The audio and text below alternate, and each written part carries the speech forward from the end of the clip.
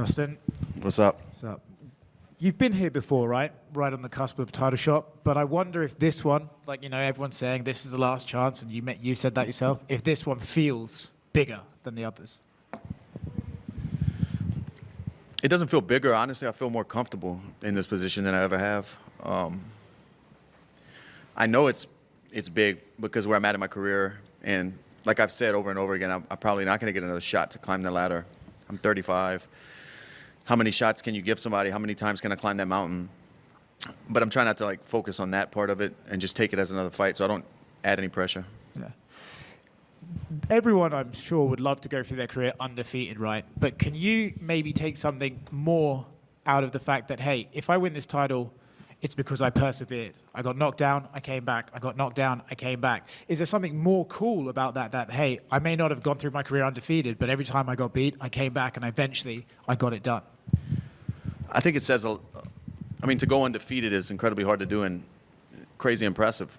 But to keep picking yourself back up after getting knocked down, showing that never say die attitude, pulling things together, learning from your past mistakes, and just have the grit in you to keep pushing forward when things don't look so well. I think it says a lot about the person and their work ethic and their self-belief. And you get to live on a different side. There's a lot of lessons on that dark side of not winning that you learn and go through life that the person who's undefeated might never go through. So I've learned a lot of lessons about fighting, but about myself through all of this. Islam was in here earlier, and he says he has the worst style matchup for you, right? And you can understand why he would think that. You fought Khabib, but that went how it went. How do you approach this fight differently to that fight and Islam's style in particular? That fight was, years ago. If I'm not a better fighter than I was then, I wasted years of my life. But he's right. Over the last 18 years that I've been fighting, these are the toughest style matchups for me. Guys who are heavy wrestlers, top heavy, good top control. They're able to take the fight where they want it to be. And I'm the kind of fighter who does well in the fight. And if they can slow that down and make it more of a match or a competition, I need this to be a fight. Yeah. You said about that's happened to you before in your career. Let's say he gets you down, right? And you feel that he's getting the back and stuff like that. How do you stay calm and think, I've been here before, but this time it's not the finish, I'm getting out of it? How do you get that mentally through your head as you're in the fight? Just stick to technique, be in the moment, recognize positions. And that's all training and years of work and technique and success and failures that I've had that hopefully put me in a position to get out of whatever's going on. We got to see when we get in there. Yeah. And last one for me, he was in here and he did say that you don't think you can win this fight, nor does your coach. Your coach doesn't think you can win this fight. Why is he wrong? Because I can definitely win this fight. If I touch his chin, he'll go down. And he'll find that out on Saturday. Maybe that's something he doesn't need to believe. Maybe he needs to be positive and be confident walking into this, which he should be. But if you don't think I have a chance to win, you're lying to yourself. Kind of going off that, I think it was one of Habib's, or Islam's, it was one of his training camp videos or whatever. And Habib said that, everyone underestimates Dustin. But then when we were asking fighters here, what do you think about this fight? They all just praise you. So I'm curious, do you actually feel underestimated, or is that Habib trying to keep Islam focused on hey, let's not overlook this guy. We know how dangerous he is. I have no clue. But over the years, if anything I've learned in fighting is the media, my opponents, their camps, the critics, don't matter, bro. It's in my hands. I'm the only guy who has the opportunity to make this happen, or whatever decisions I make under those lights on Saturday. I'm the guy in the driver's seat. All these other guys talking are passengers or in the backseat. I steer where this goes. And knowing I have that power and believing in my skills, I don't care. It's all noise. Well, just taking the fight part out of it, all these fighters that we've been talking to, they all start with oh, I love Dustin Poirier. I'm a massive fan of Dustin Poirier. So even the younger guys. So I guess what is it about you that it doesn't seem like anyone really has anything negative to say about you when they're just watching you fight? Because I've been fighting for so long. They grew up watching me fight. They were just getting into MMA when I was fighting on a big stage. I'm not sure, and also the style of fights that I have. Every time I go out there, it's a fight. It's kill or be killed. I know that's used a lot. People oversay it, but it's true.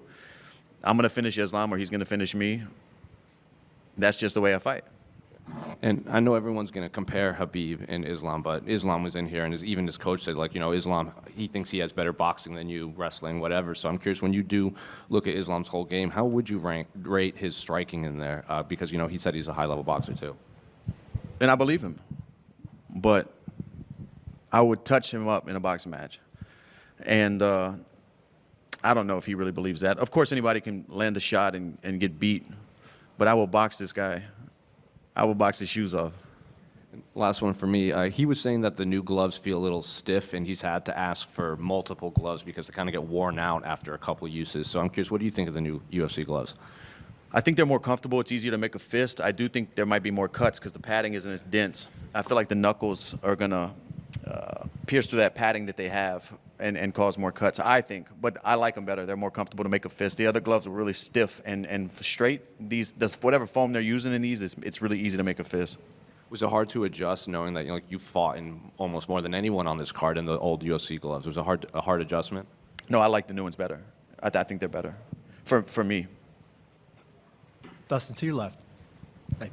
So you've obviously fought in this area before. You're 2-0 in this area. You beat Jim Miller in Brooklyn. You know, you won. You beat Michael Chandler, of course, at the Garden. And now you've got this championship opportunity in Newark. I mean, is there something about kind of this area that you're a Louisiana kid, but is there something comfortable about coming out to, you know, this big metropolitan area that you kind of like or maybe feel good about? I'm not sure. I don't really put like anchor points on things when I have success, like why am I winning here? I just think, if anything, maybe the same time zone as Florida. My whole training camp was done on East Coast time zone, so not having to adjust to a time change and things like that, maybe. I have no clue. Maybe the opponents, maybe where I was at in my career. A lot of things add up to get that done. Now, Islam and Khabib, they only have one opponent that was common between the two of them, Gleison Tebow, and now you will become the second who's a common opponent between them. You fought one before, now you're fighting this other one. Are you kind of, how familiar do you feel like you are with their two styles, like analytically? I mean, I have great grapplers at American Top Team, great wrestlers. Mateus Gamrot beat me up for the past 6 weeks. But their style is different. You know, the way they ride, the way they use their weight in different positions, it's just a different style. But I think I have a better understanding of it since fighting Khabib. You know, I've never felt that kind of pressure before. And I think Islam's, obviously his takedowns are a little different, but his top pressure and in the grappling scenario is going to be similar. They're different people, obviously, and they have different strengths and weaknesses as well, and you've only been in the cage with one of them, but I mean, how much does kind of having that time against that style, that you're kind of speaking as one style here, how much do you think that gives you a little bit of an advantage over, like, let's say a previous fight that you've had against someone you've never really fought that style? It might be an advantage, but it's just more of an understanding. You know, you don't realize it, even though I've been grappling and wrestling and fighting my whole life, till you get in there and feel it. You know, somebody can explain it to you or show it to you, but until it's live competition and you feel that pressure and you feel their intelligence of weight distribution and where they need to be at and where you need to be at is something you have to experience.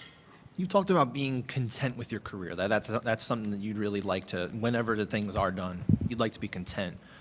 I mean, when have you felt most content with your career to this point?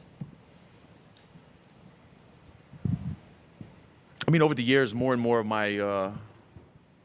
my peers, you know, giving me flowers and saying nice things, or they respect the way I fight and stuff like that. That's kind of put me into that motion where I do feel like, okay, I made an impact. I'm respected by my peers. That means something to me. But I don't know. Like, I always feel like there's something else to do. There's more to do. That's what I'm battling with myself. I hope I can one day wake up and be content with everything.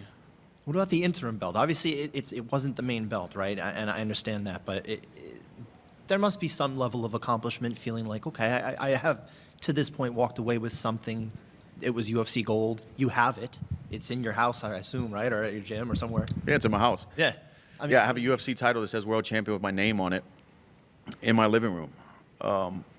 And, you know, I hold that belt up high because Max, when I beat him for that belt, was on a 12-fight win streak.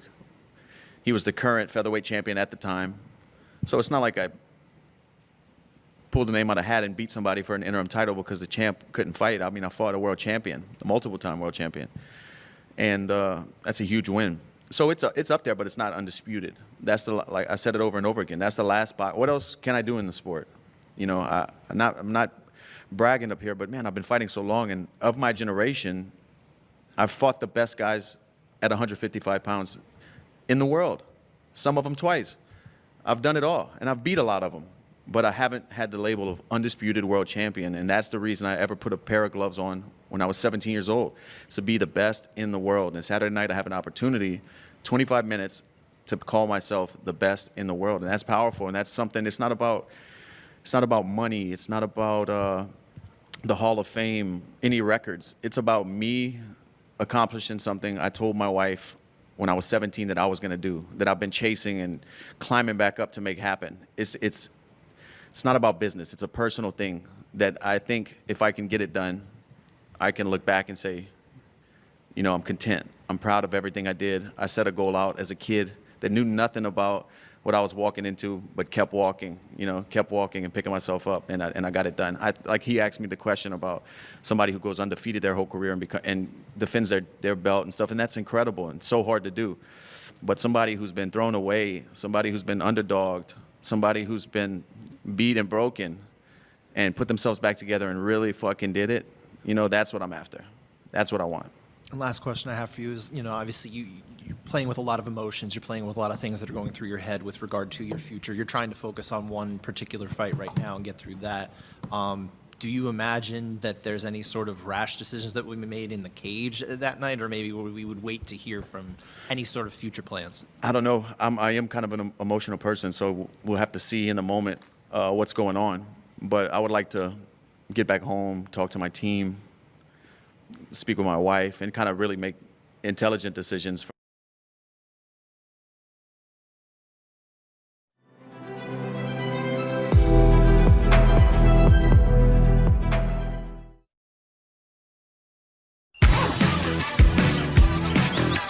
But we'll see what happens, man. Thank you. Life is a fight.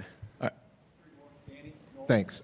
Just to follow up on his question. I mean, you did say, you know, you're still on the fence, win or lose. Is it win or lose based, or is it performance based? It's feelings based. You know, do I want to do this again? Because I love it. I'm scared to not be able to have that opportunity to do it again.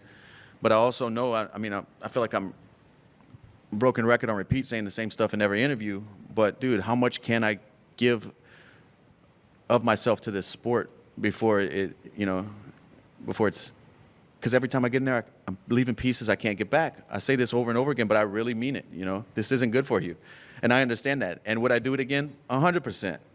It's given me everything I have, and I love it, and it's taught me so much. But I'm 35 years old, and I have a daughter who's about to be 8 years old. I have businesses, my family. You know, my wife's, I'm sure, tired of me being gone and being in training camp and being stressed out about another fight. You know, I'm tired of missing soccer practices, cheer performances, birthday parties.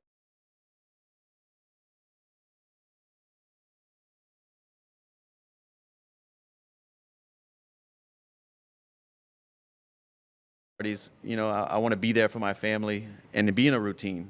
And I'm very thankful for fighting.